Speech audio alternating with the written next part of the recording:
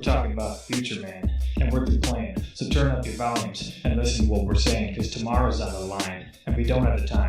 Just sugarcoat our message. We're strictly bottom line. Tonight you're gonna hear things from the future's perspective. I just hope that Moshe's message is effective. Tonight we're gonna say what the others just won't say. Only we don't have to worry, because we ain't getting paid. The battle for tomorrow. The battle for tomorrow. The battle for tomorrow starts right now. The battle for tomorrow starts right now.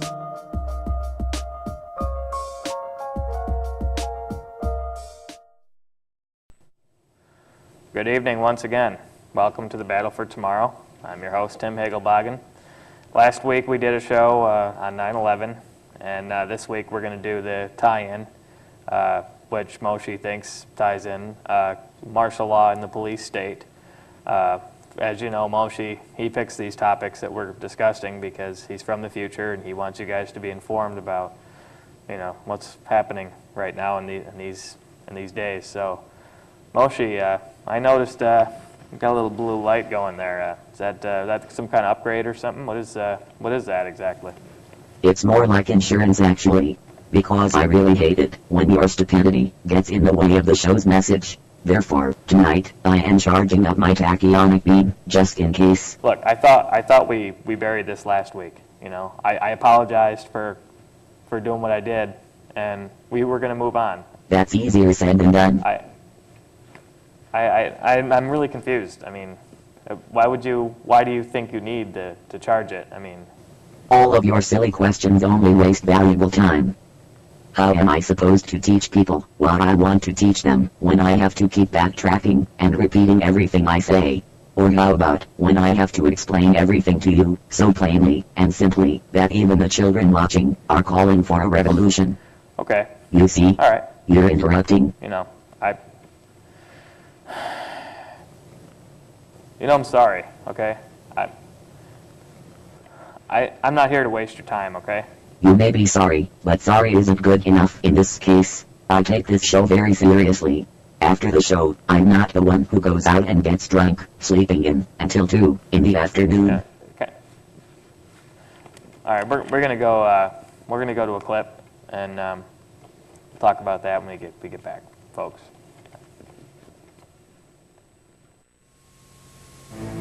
In the early years of the 21st century, terrorism was used by governments across the world as a pretext to scare their populations into submission. Life became a surveillance grid nightmare, with every individual's actions ruthlessly catalogued and recorded by the state. But the worst area of all was Ground Zero, where the police took photographs of protesters and attempted to intimidate them as well. The police photographing the citizens is bad enough, but across the country we've caught the military photographing the public, as well as working with the police at football and baseball games, searching people's goods. Why, in Alabama, the Alabama Defense Force comes out, forms cordons around whole cities during different festivals, and searches every man, woman, and child, training them how to live in a high-tech police state. And now our police themselves are beginning to turn into the military. And guess what the military does? They fight an enemy. They are set up to kill people and break things.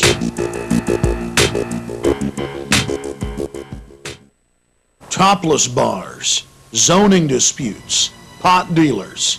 It's all under the Patriot Act. And starting in 2005, all new passports are digitally tracked by an RFID chip. It's easy to get in, but hard to get out.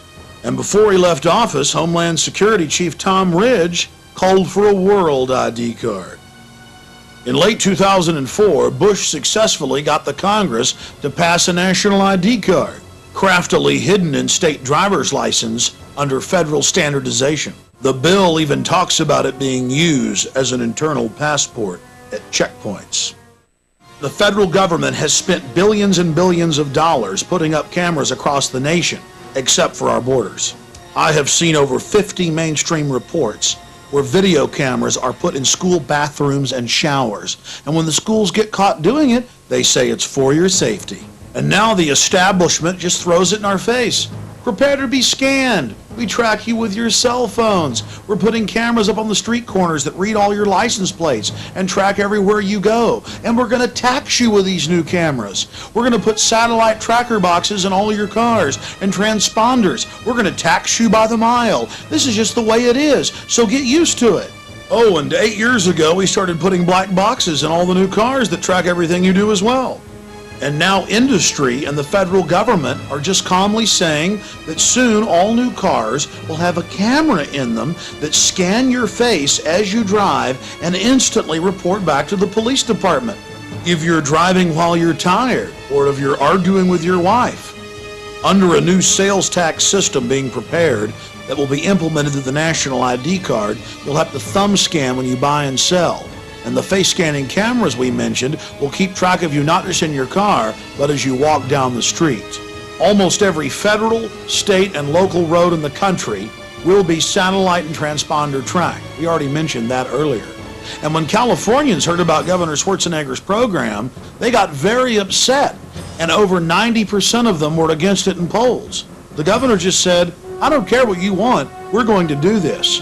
It's going to take the average tax by the mile from 25 cents at the state level to over $3.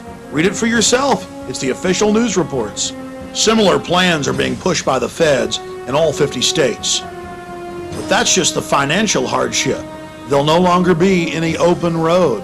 Everything you do will be tracked, chronicled, and traced. Whether it's a large highway or a rural road, everywhere you go will be chronicled. And in middle schools across the country, students are having to wear RFID tags around their necks, tracking and training them how to be good little prisoners. And now hospitals are openly discussing making their patients take implantable microchips. Bars in the United States and Europe make their patrons take chips before they can enter the VIP sections. And now the Mexican Attorney General has forced over 160 of his deputies to take implantable microchips. Secret arrests, checkpoints, and warrantless searches spread. The final incremental march of the police state, culminating in open martial law. Now America imprisons more people than any other country on the face of the earth. And American children grow up in the high-tech police state that your masters have built. Look at the number of uniformed personnel, all of them armed. It's estimated there are 60,000 armed and uniformed members of law enforcement here. Roughly one police officer or soldier tasked to this duty per every 4 or 5 spectators, the highest ratio in history. You've driven around this city, Chris, the last couple of days. Brian and I were talking about it. It was close to an armed camp. So let's look at what Bush has actually done to the Constitution and Bill of Rights since getting into office.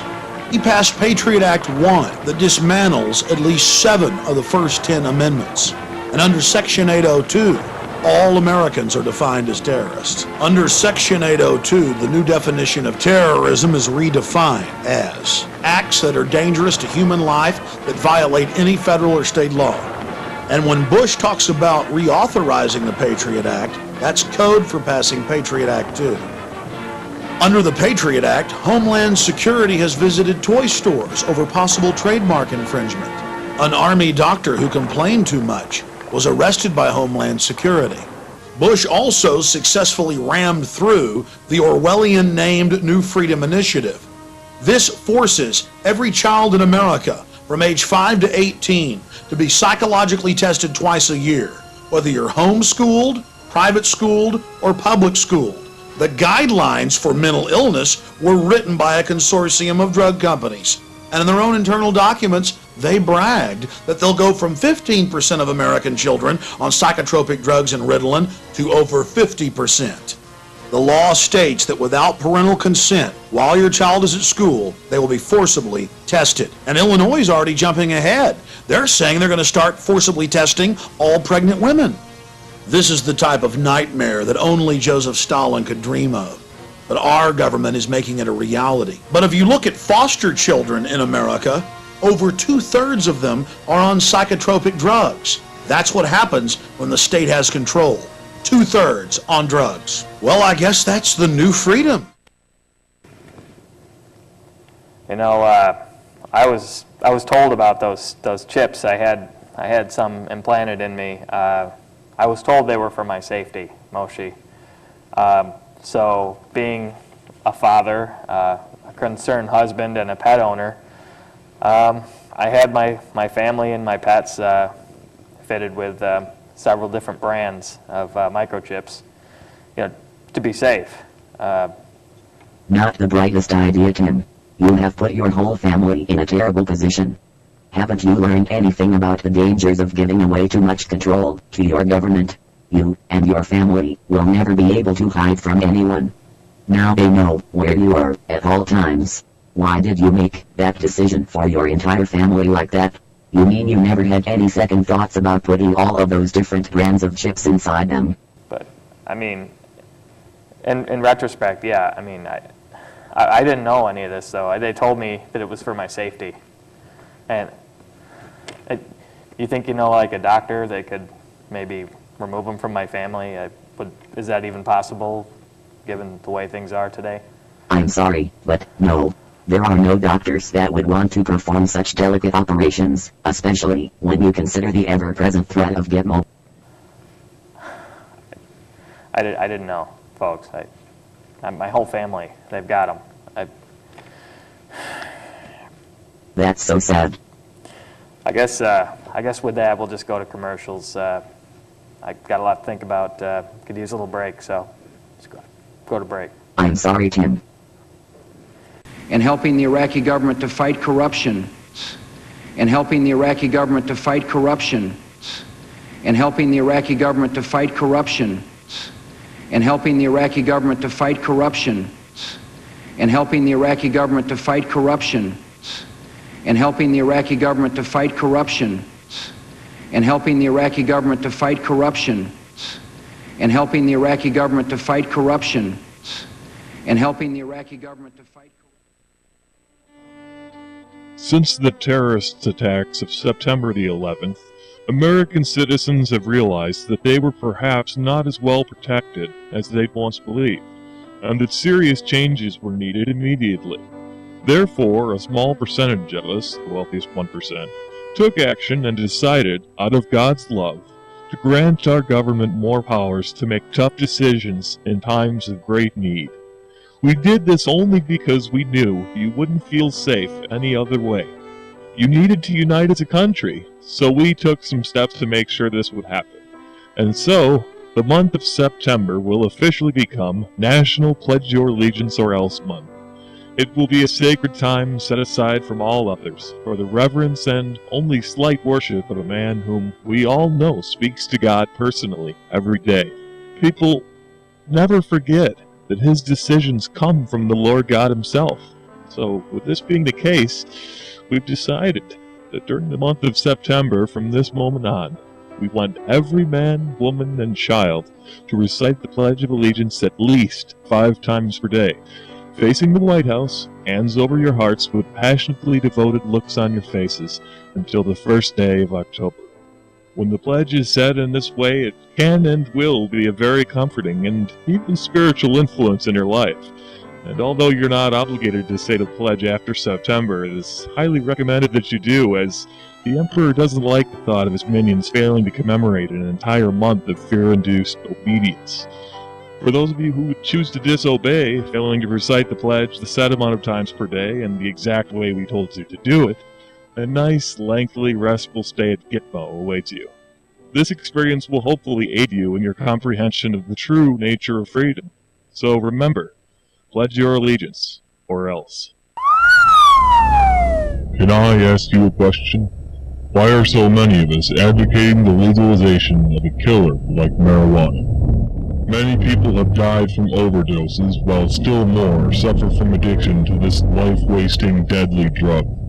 People who use marijuana are frequently arrested and lose their jobs because it is nearly impossible to stop the violent sexual urges and psychotic rages that accompany its euphoric high. So the next time a thieving, dirty, corrupted, streetwise minority asks you to take a puff, tell them that they need God and call the cops as soon as you can get to a pump. Make that call for all the would-be victims of marijuana's terror in your community. Reach out and put the evildoers where they belong, safely in prison. I am a proud American, and ignorant, close-minded fear is my anti-drug. Hateful by Republicans. Welcome back. Once again, we got to play these ads, people. We got to pay the bills. But back to martial law. Moshe, when I was for the second episode, when you were in the studio alone. My brother, in the first episode, Johan, he did the national anthem thing that we were doing.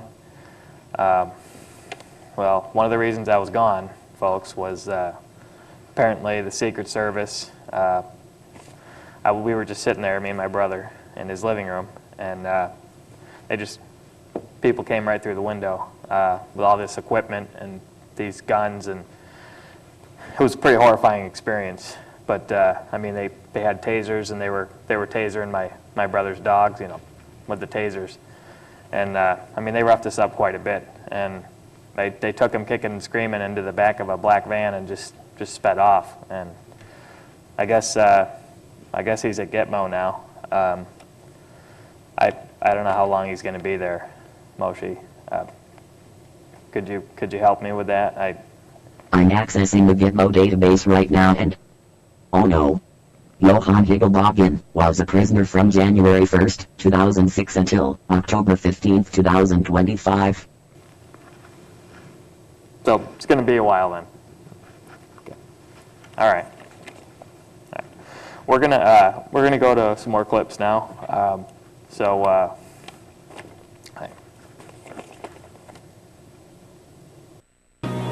This is the story of how the elite sold their people into slavery and scared the once proud and brave people of the West into submitting to being cannon fodder in wars for world domination.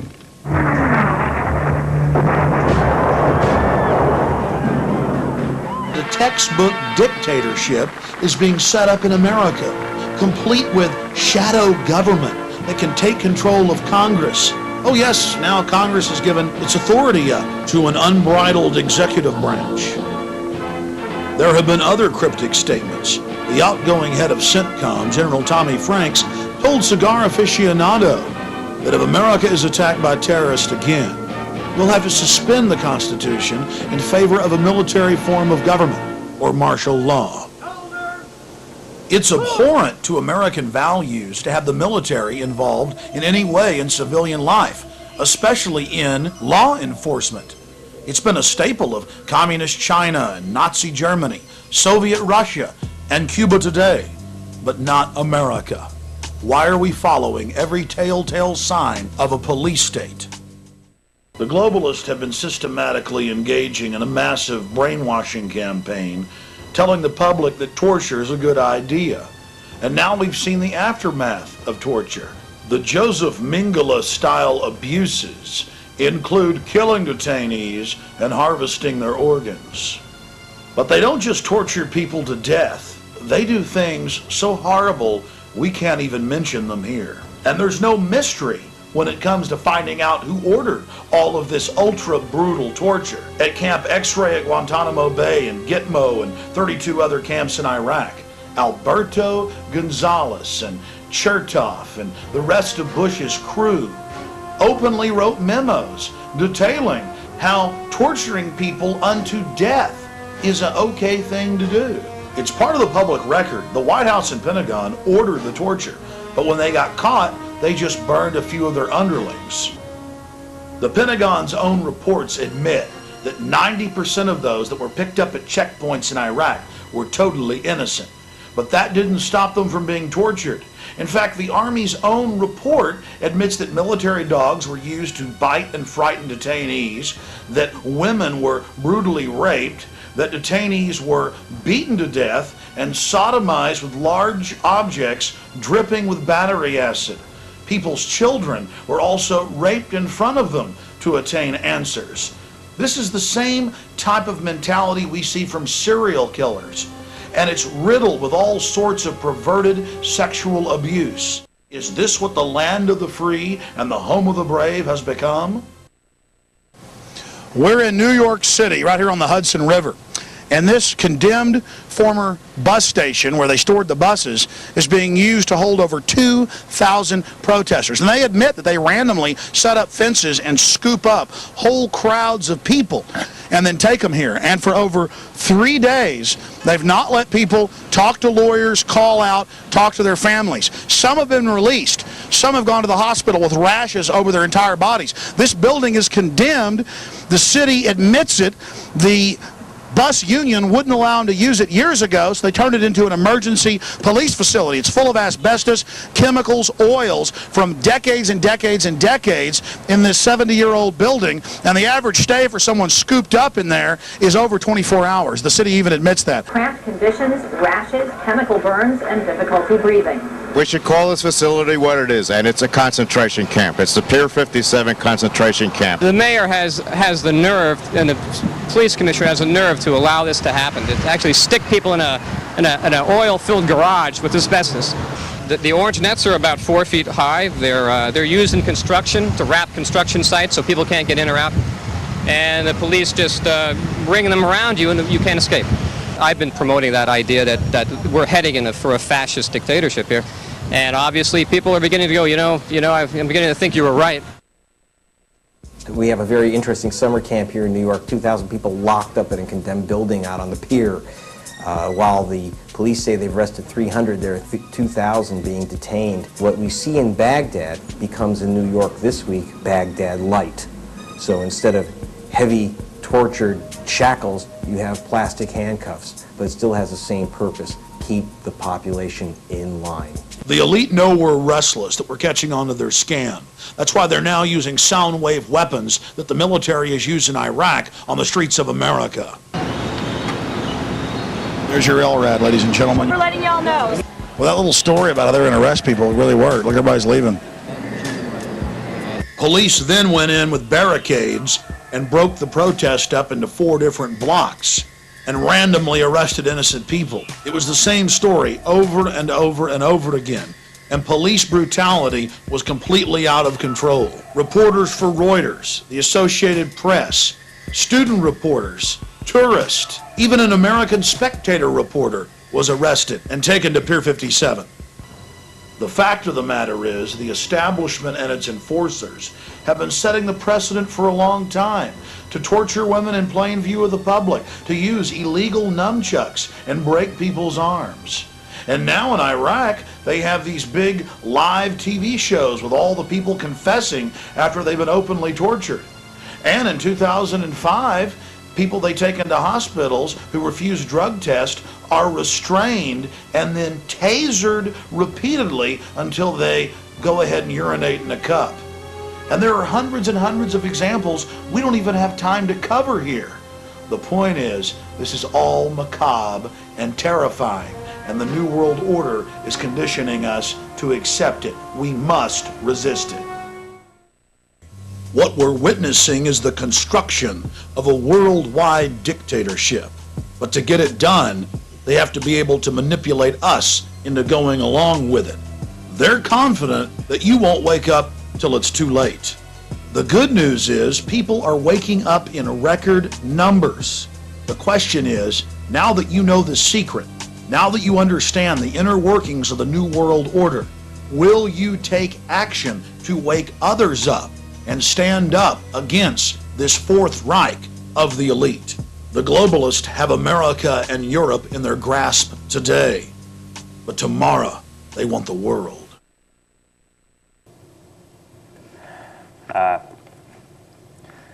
I don't know what to say.